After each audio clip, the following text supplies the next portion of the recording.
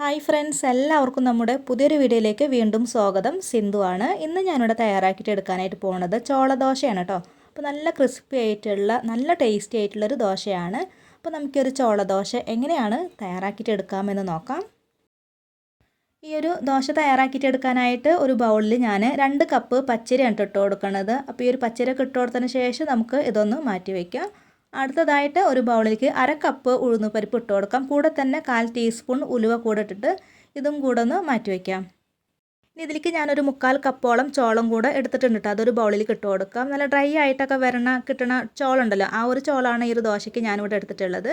അപ്പോൾ ഇതുപോലത്തെ ചോളമാണ് കേട്ടോ. അത് നമുക്ക് സൂപ്പർ മാർക്കറ്റിലൊക്കെ വാങ്ങിക്കാനൊക്കെ ആയിട്ട് കിട്ടും.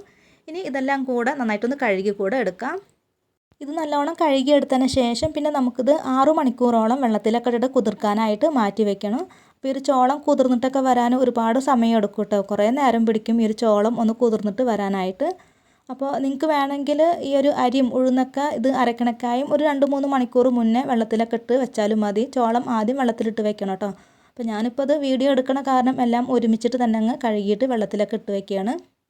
ഇതിപ്പോൾ 6 മണിക്കൂറായിട്ടുണ്ട്. അരിയും ഉഴുന്നും ചോളമൊക്കെ നല്ലോണം തന്നെ കുതിർന്ന് വന്നിട്ടുണ്ട്. ഇനി നമുക്കിത് അരച്ചിട്ടെടുക്കാം. അപ്പോൾ ആദ്യം തന്നെ നമുക്ക് അരിയാണ് അരച്ചിട്ടെടുക്കേണ്ടത്. അപ്പോൾ ഞാനിവിടെ ഒരു മിക്സിയുടെ ജാറിലേക്ക് അരി ഞാൻ പകുതിയോളം ഇട്ട് കൊടുക്കുന്നുണ്ട്. 2 പ്രാവശ്യമായിട്ടാണ് ഈ ഒരു അരി ഞാനിവിടെ അരച്ചിട്ടെടുക്കുന്നത്. സാധാരണ നമ്മൾ ദോശക്കൊക്കെ അരച്ചിട്ടെടുക്കില്ല, അതേപോലെ ആവശ്യത്തിനുള്ള വെള്ളം ഒഴിച്ച് കൊടുത്തതിന് ശേഷം ഇത് നല്ലോണം തന്നെ നൈസായിട്ടൊന്ന് അരച്ചിട്ട് കൂടെ എടുക്കാം. അപ്പോൾ ഫസ്റ്റത്തെ ട്രിപ്പ് അരിതേ ഞാനിവിടെ നല്ലോണം തന്നെ അരച്ചെടുത്തിട്ടുണ്ട്. ഇനി ബാക്കിയുള്ള അരിയും ഇതുപോലെ തന്നെ നല്ല നൈസായിട്ടൊന്ന് അരച്ചിട്ട് ഇതിലേക്ക് ഒഴിച്ച് കൊടുക്കാം. അരി അരച്ചെടുത്ത് കഴിഞ്ഞാൽ പിന്നെ നമുക്ക് അതേ മിക്സി ജാറിലേക്ക് ഉഴുന്ന് കൂടെ ഇട്ട് കൊടുക്കാം. ഞാൻ ആ ഒരു ഉഴുന്ന് കുതിർക്കാൻ വെച്ചിട്ടുണ്ടായിരുന്ന വെള്ളം ഉണ്ടല്ലോ, അതാണ് ഇതിലേക്ക് ഒഴിച്ച് കൊടുക്കുന്നത്. കുറച്ച് മാത്രം ഒന്ന് ഒഴിച്ച് കൊടുത്തിട്ട് ഇതും നല്ലോണം ഒന്ന് അരച്ചിട്ട് കൂടെ എടുക്കാം. ഇപ്പോൾ ഉഴുന്നും ഞാനിവിടെ നല്ലോണം തന്നെ അരച്ചെടുത്തിട്ടുണ്ട്. ഇനി ഇതിലേക്ക് ഒഴിച്ച് കൊടുത്തതിന് ശേഷം അതേ മിക്സി ജാറിലേക്ക് നമ്മൾ കുതിർത്ത് വെച്ചിട്ടുണ്ടായിരുന്ന ചോളം ഉണ്ടല്ലോ, അതും കൂടെ ഇട്ട് കൊടുത്തിട്ട് നന്നായിട്ടൊന്ന് അരച്ചിട്ട് കൂടെ എടുക്കുക കേട്ടോ. അപ്പോൾ നമ്മൾ ചോളം എത്ര നൈസായിട്ട് അരച്ചാലും അതിൽ ചെറിയ ചെറിയ തരികളൊക്കെ ഉണ്ടാവും കേട്ടോ. അതൊന്നും കുഴപ്പമൊന്നുമില്ല. ഞാനിവിടെ ചോളം കുതിർത്തിട്ടുണ്ടായിരുന്ന വെള്ളം ഉണ്ടല്ലോ, അതിൽ നിന്ന് കുറച്ചാണ് ഇതിലേക്ക് ഒഴിച്ച് കൊടുത്തിട്ടുള്ളത്. ഇപ്പോൾ അതേ ചോളം നല്ലോണം തന്നെ അരച്ചെടുത്തിട്ട് വന്നിട്ടുണ്ട്. ഇനി നമുക്ക് ഒരു മാവിലേക്ക് ഒഴിച്ച് കൊടുക്കാം കേട്ടോ. അതൊക്കെ ഒഴിച്ച് കൊടുത്തതിന് ശേഷം പിന്നെ നമുക്കിതെല്ലാം കൂടെ നന്നായിട്ടൊന്ന് മിക്സ് ചെയ്തിട്ട് കൂടെ കൊടുക്കുക.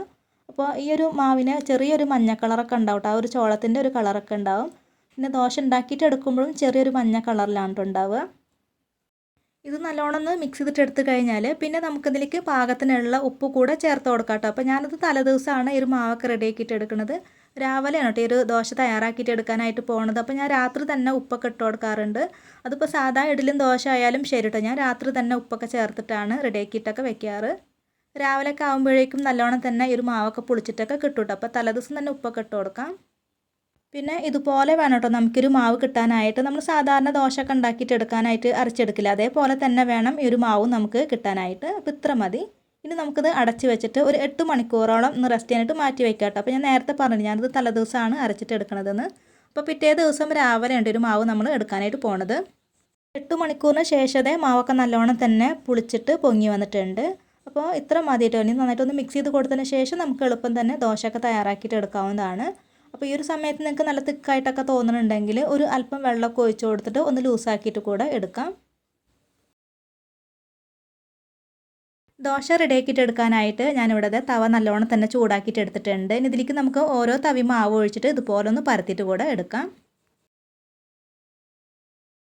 ഇനി ഇതിൻ്റെ മുകൾ ഭാഗമൊക്കെ ഒന്ന് ഡ്രൈ ആയിട്ട് വന്നു കഴിഞ്ഞാൽ കുറച്ച് ഓയിലോ നെയ്യോ ഏതാണോ താല്പര്യം അതൊന്ന് ഒഴിച്ച് കൊടുക്കാവുന്നതാണ്. എന്നിട്ട് ഒരു ഭാഗം ഒന്ന് ക്രിസ്പി ആക്കിയിട്ട് എടുത്തു കഴിഞ്ഞാൽ ഒന്ന് മറിച്ചിട്ട് കൂടെ കൊടുക്കാം കേട്ടോ.